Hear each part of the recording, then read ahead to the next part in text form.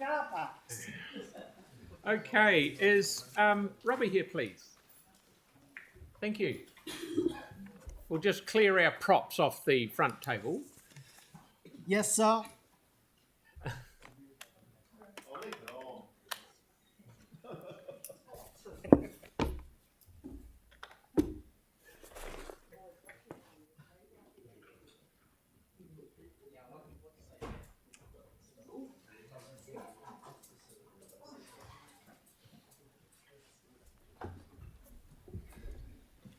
Okay, mate. Far away. Good evening, Mayor, Chief Executive and Councillors. My name's Robbie Peacocke and I've lived in Christchurch almost 15 years. Interest of full disclosure, I'm a member of staff here, but I'm making this submission in my personal capacity. I think the balance is overall about right with this LTP, the draft LTP.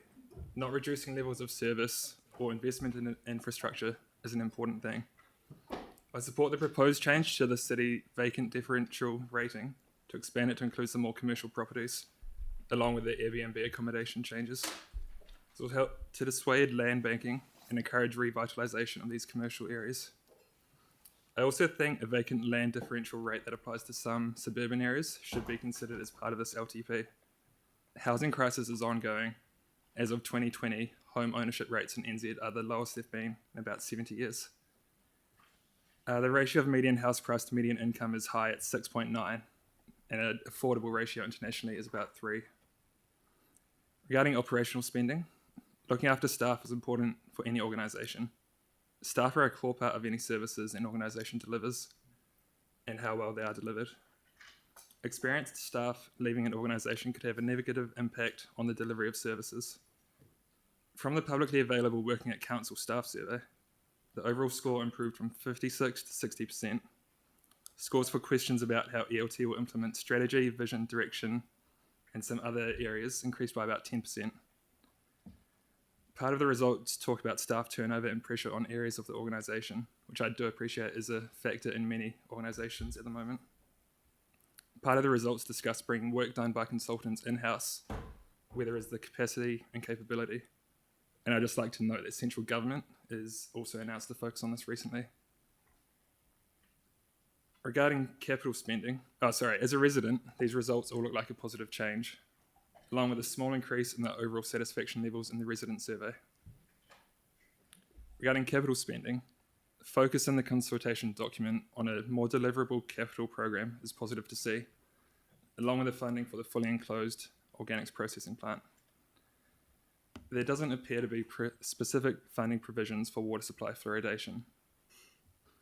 I appreciate there are questions around central government funding for fluoridation, but from news articles and the instructions from the Ministry of Health to other councils, it's looking pretty clear that Christchurch will eventually be instructed to fluoridate. The scientific and public health consensus is pretty clear.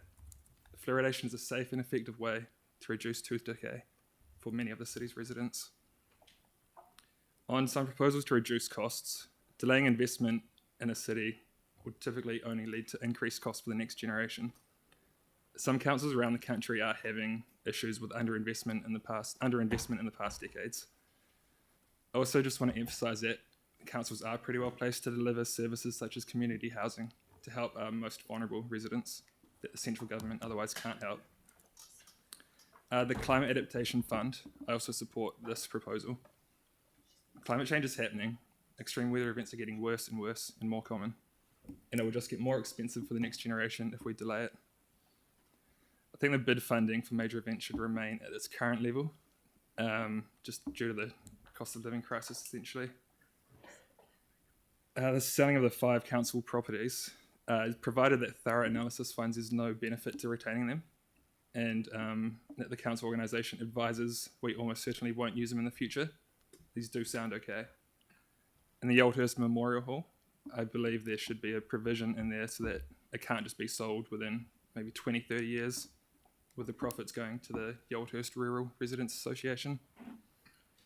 Selling of the red zoned properties up on some of the cliffs, I'd like to ask that all geotechnical reports of the area are provided to any prospective future buyers. We don't want to shortchange any people with nasty surprises in a couple of years when that happens. Investing in the city, its infrastructure, and the organisations all helps to pay off in the long term. We need to think beyond the short term, given the infrastructure and climate challenges facing the country and our city. Thanks for your time. Happy to take any questions in 27 seconds. No, that's right. There's plenty of time. Has anyone got any questions? Thank you very much for coming in. Brilliant. Thank you. Righto.